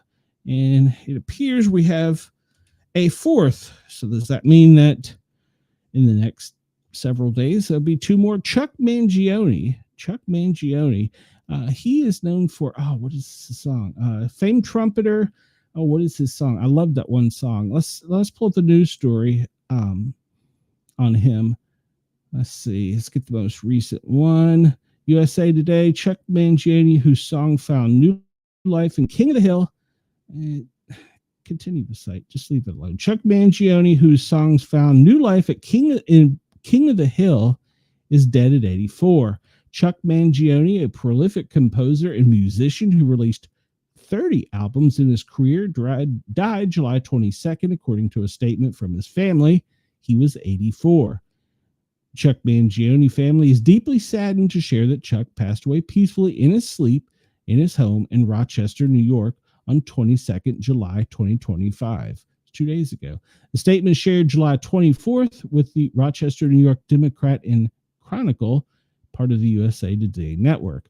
It read, as a celebrated composer and virtuoso, flugelhorn and trumpet player, I know I butchered that one, Mangione began taking lessons at age 8 and played in a jazz combo with his pianist brother, Gap, during his high school years. He and Gap were both heavily inspired by Dizzy Gillespie. Oh, wow.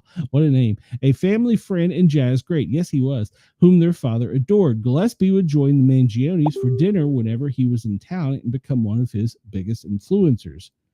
Gillespie was so impressed by teenage Mangione's musical prowess that he gave him one of his trademark upswept trumpets.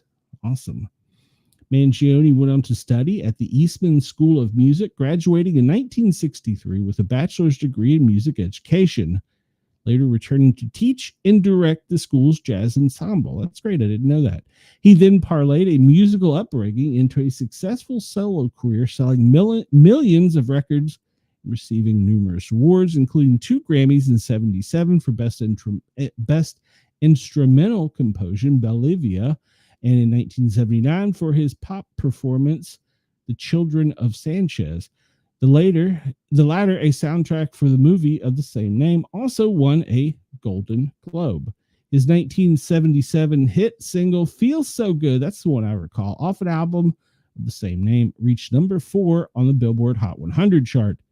The album peaked at number 2 on the Billboard album chart in 1978, bested only by, oh my goodness, get out your bell-bottom pants, Saturday Night Fever soundtrack.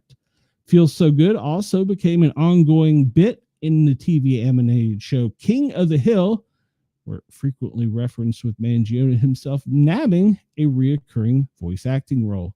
Mangione also composed Give It All You Got, the theme song for the 1980 Winter Olympics in Lake Placid, and performed it during the closing ceremonies to an audience of several 100 million viewers.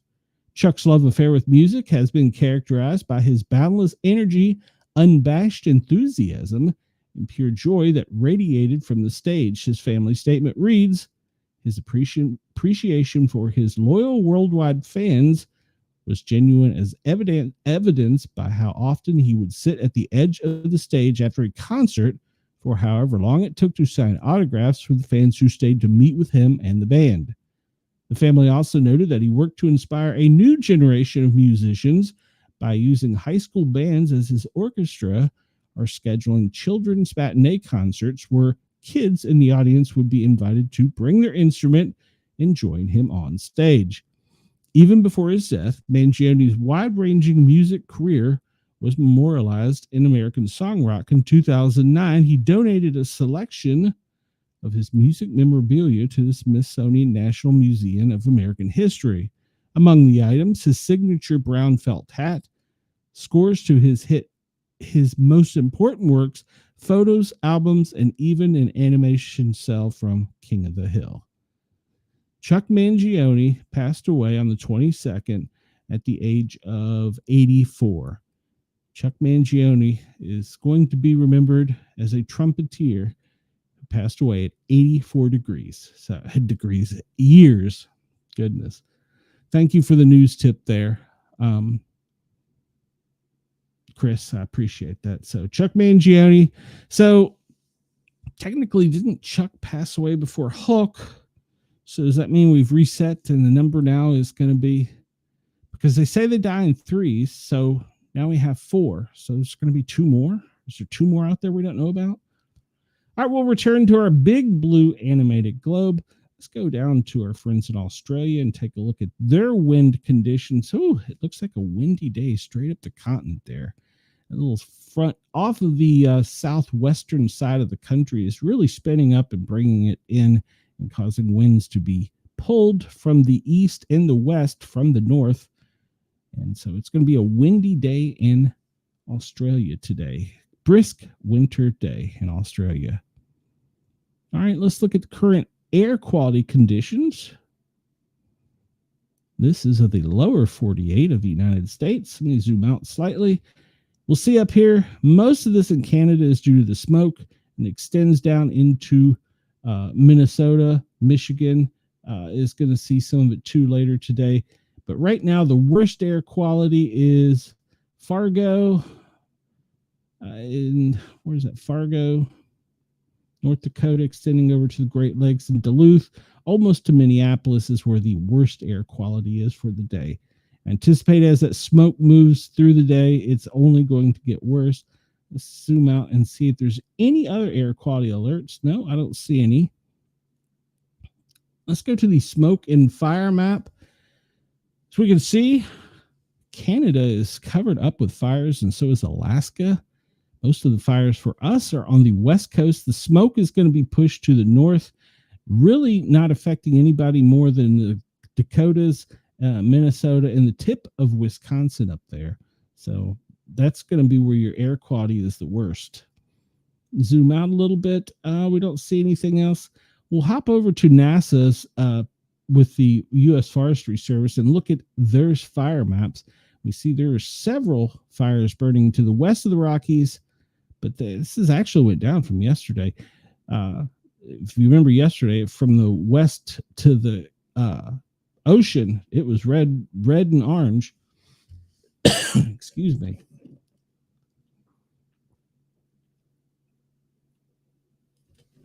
All right. All these little red dots do not indicate an actual fire, just the satellite has recorded something that could be a fire. Down here in, where is this? 4,000 acres in, what is the name of it? North Marsh, which is, it's not too far from Daytona Beach. The Ocala National Forest. That's the only forest fire on the east side of the country. And I'm going to guess that might be well, it's not contained, so it's 0% contained. So we'll keep an eye on that. And let's zoom out. I don't believe we'll have any reports for any other fires anywhere else because this is a U.S. forestry map. Let's look at the animated view of, close. Look at an animated view of the air quality around the world. As we talked about in Canada, extreme air quality pretty much for most of Canada. That smoke's not pushing down really hard. What we have today is the dust from the Sierra has come across. It's entered the Gulf of America, and it's going to continue up and out through New England, Nova Scotia area towards Greenland, believe it or not. Yes, it's made it that far.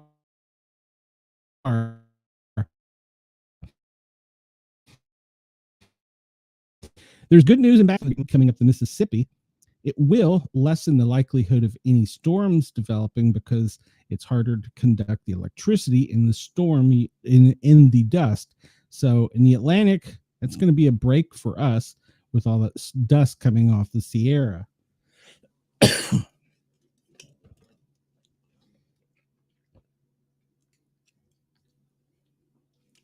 We look down into Australia, excuse me, got a bug in my throat or something. I don't know. We talked about the winds earlier. Well, the fires are to the north in the center part of the continent. So as that front is coming in and it's pulling the winds down from the north and the northwest, we see that that's pulling all the smoke down and out through the south.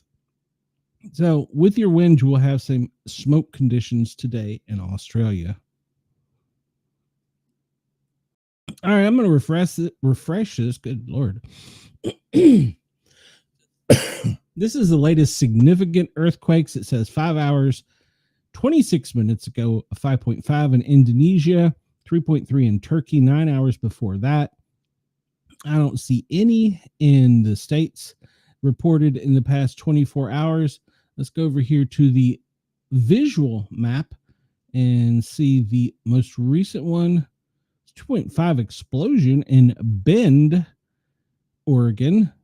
It says it caused an explosion. That's kind of an odd term. Wonder why it was called an explosion. We'll have to get more data on that. 2.5 on the Richter scale. Bend, Oregon at 2.5. All right, interesting. Down in Texas, what do we have down there? 3.0. And that was reported overnight. Down in El Paso, they had a small one of, bring it up here, 2.5. And down on the border, a 3.6 in Mexico. Those are the most recent for the U.S., except for we look at here in Alaska. There's always some activity up here. And a 2.9 at the Air Force Base in Alaska. Brenda says 2.5 isn't bad. Brenda, do you often experience earthquakes in your part of the world there? I'm not too accustomed to them being into the south, as I've only had minor ones. I think 2.5 is probably the most I've ever felt.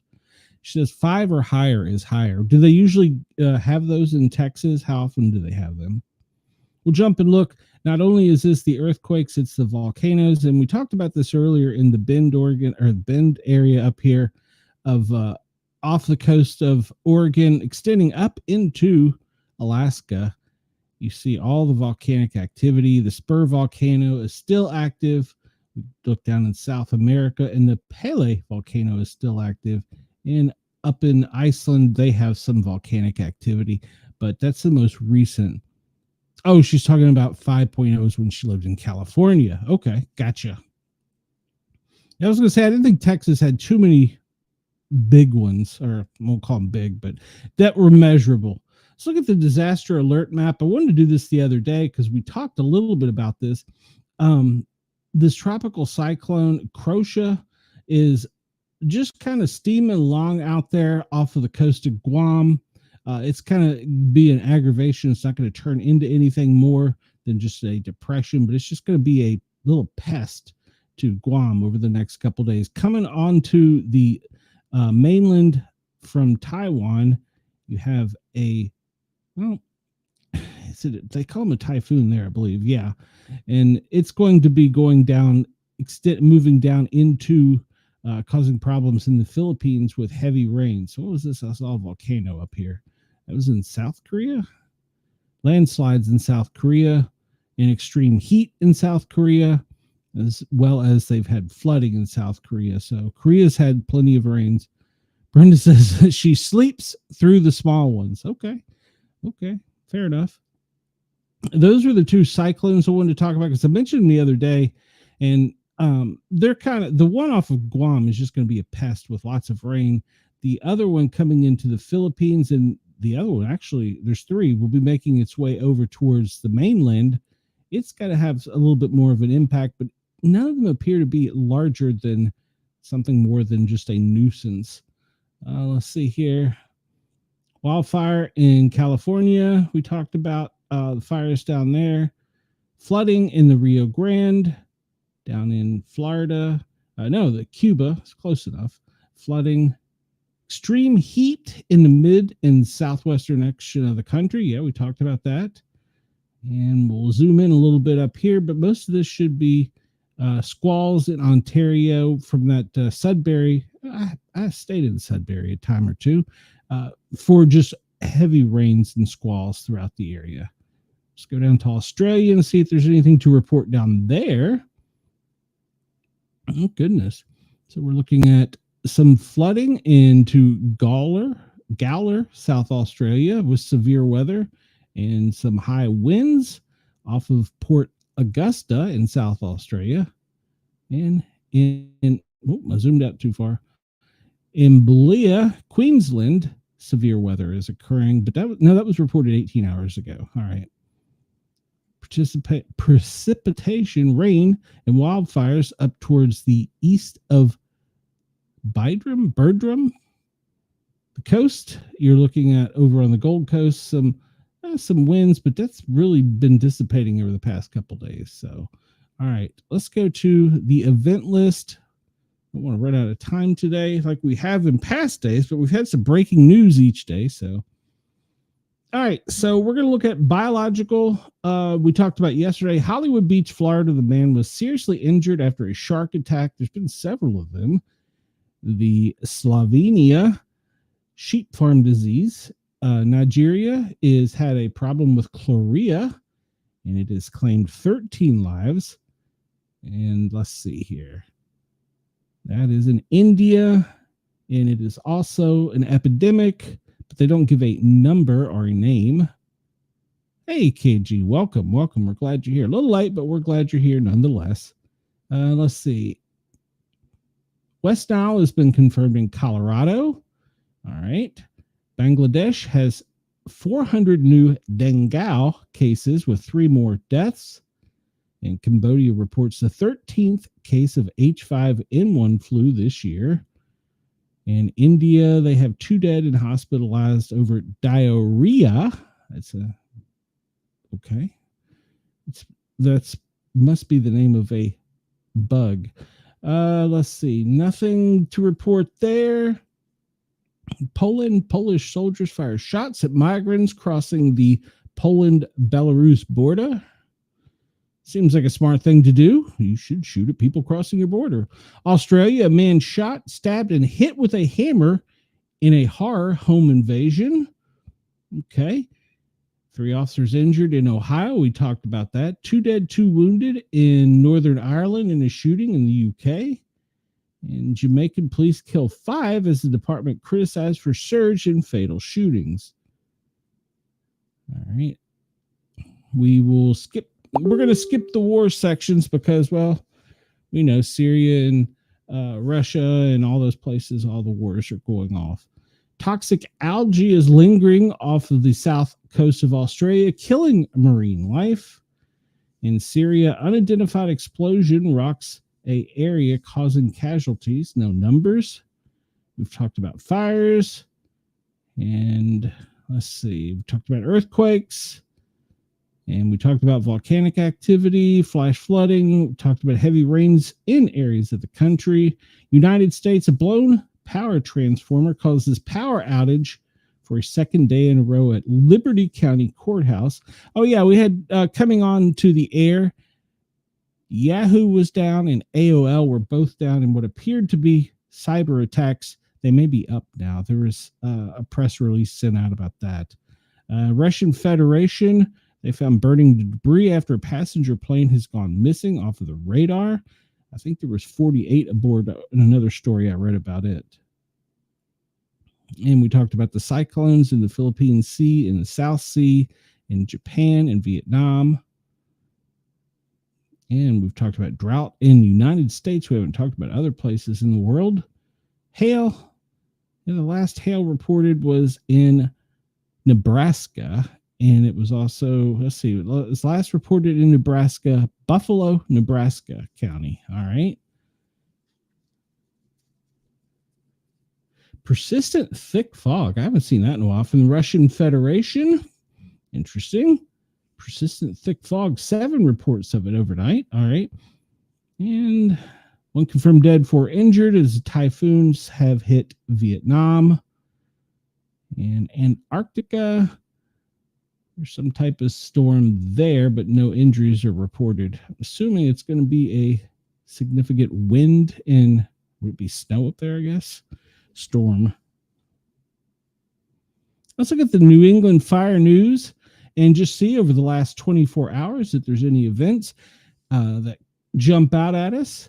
This is compiled by volunteers that notify other volunteers of situations that are ongoing.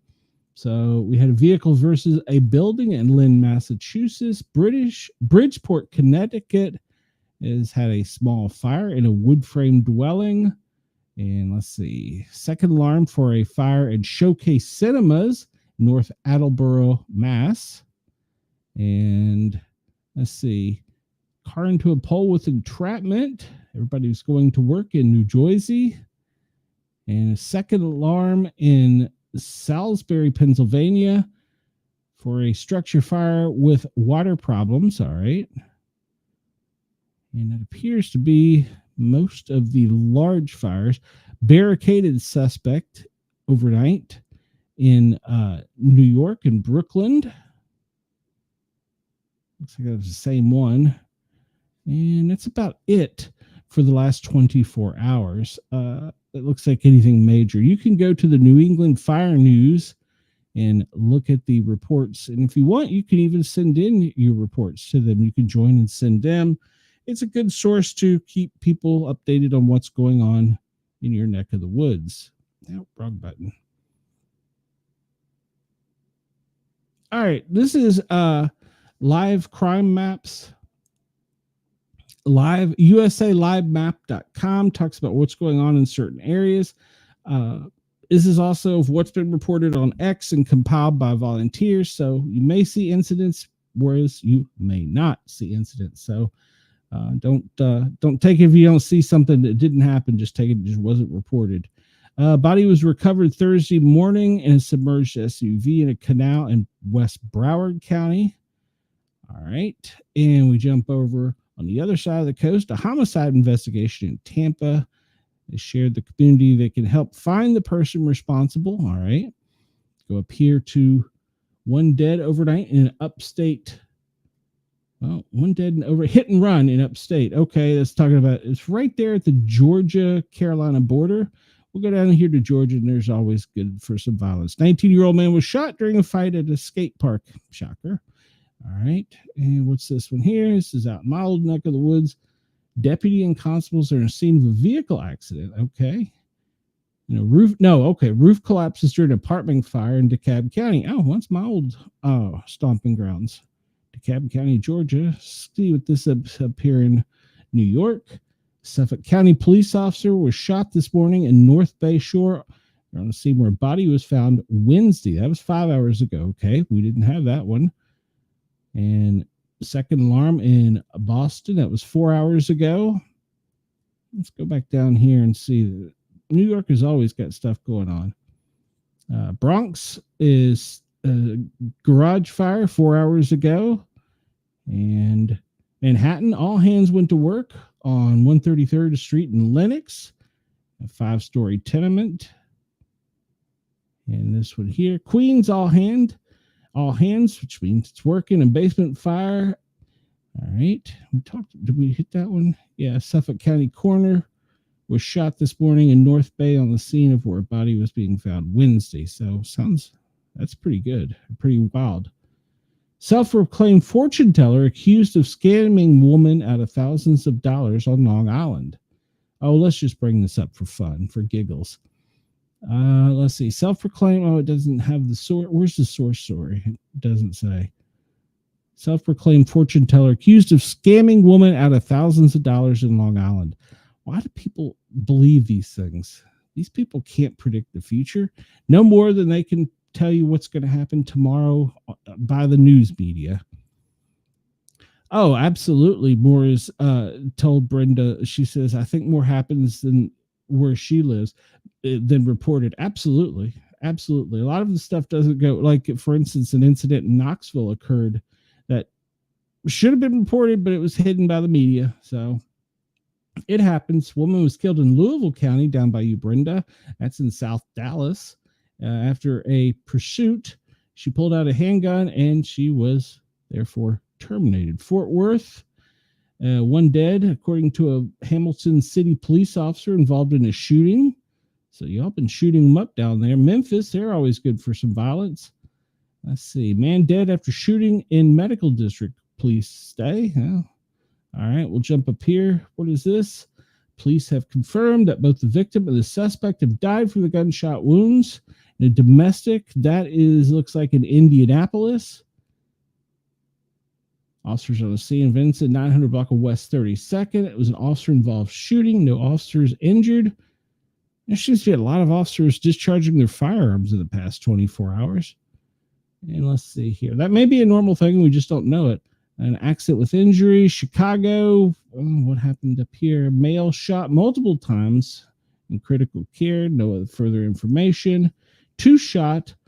One male 18. The back of the head. DOA. A boy 16. The left cheek. Chicago crime scene are on scene looking for evidence. 3 offenders, 2 males, 1 female. They attempted to flee in an Uber. Why would you attempt to flee in an Uber? It seems like a horrible idea. You call in advance and say, hey, I'm going to need you to come out here. Well, that's true, Brenda. She says, look what happens when they have lunch. True. No, I'm not saying that they shouldn't be. Don't take it that I don't think the police officers aren't justified in their use of force.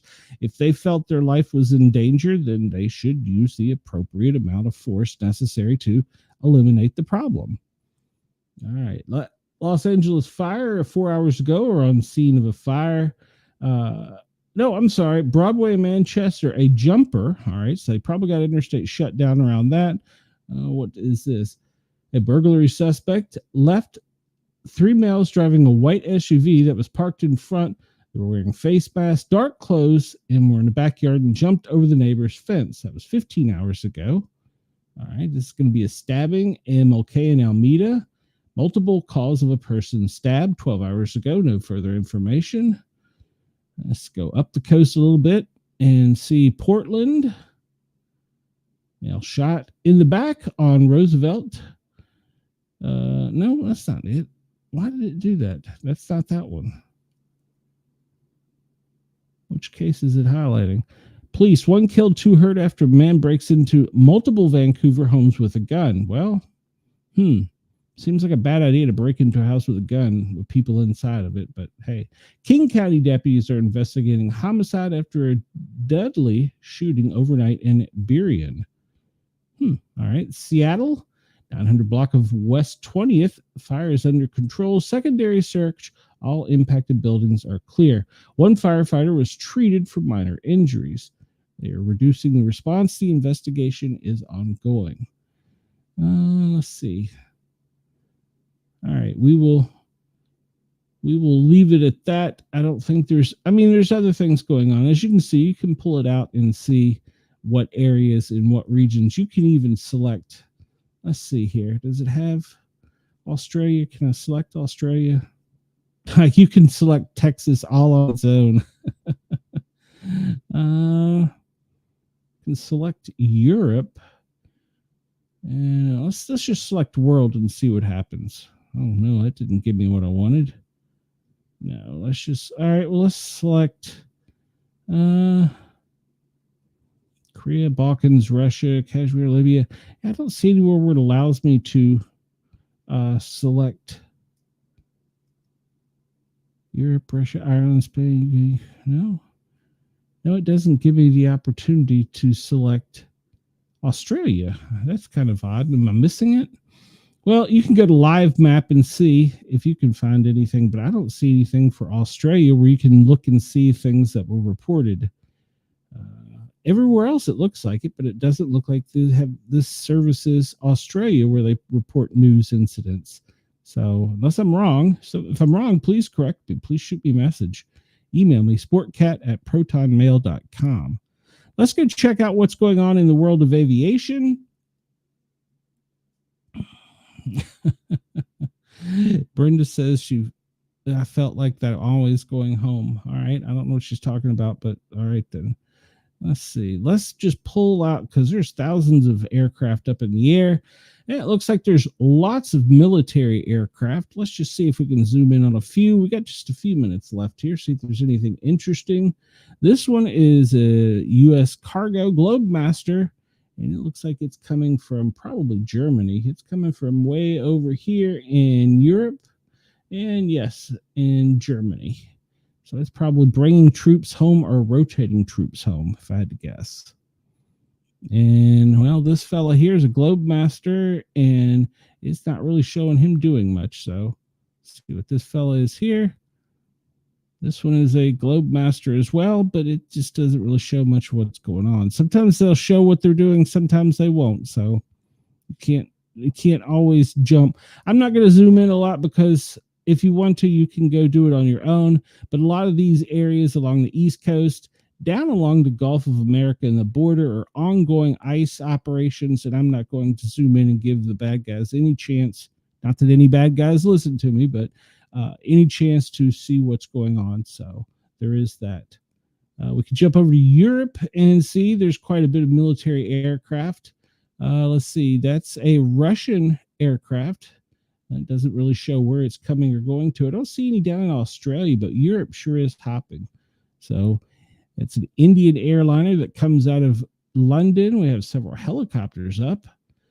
It doesn't really, it doesn't say much of what's going on with them. I don't see any fighter jets activity, which is kind of unusual. That's a dignitary right there coming out of, where is it coming out of? Malta? I'm not sure. There's a dignitary fly. He's flying around. Oh, that's probably an agency boy off of the coast of, I don't know what country that is. Sorry, my geography's horrible. It's probably an agency plane down there flying some type of mission off the coast of France. Let's see. More helicopters. It's an aeromedical. All right. You see there's not a whole lot of military activity today. So that's good news and bad news, I guess. All right. Let's jump here. Last thing. One of the last things we'll do here. Look and see if there's any special aviation considerations. We see the ones around DC, which are normal. Don't see any new ones popped up. What do we have down here in El Paso? And airspace special use. All right, so there's something going on down in El Paso. Looks like right on the border. That may be due to border operations while they have that up. Go up here to Alaska and see if they have anything crazy up. It doesn't look too bad. Just looks like a little bit of special use airspace. That's along the Yukon-Alaska border, so doesn't appear to be much up there. I don't think, I can't really give you anything about flying and visualizing it with Australia on any of the websites I have access to.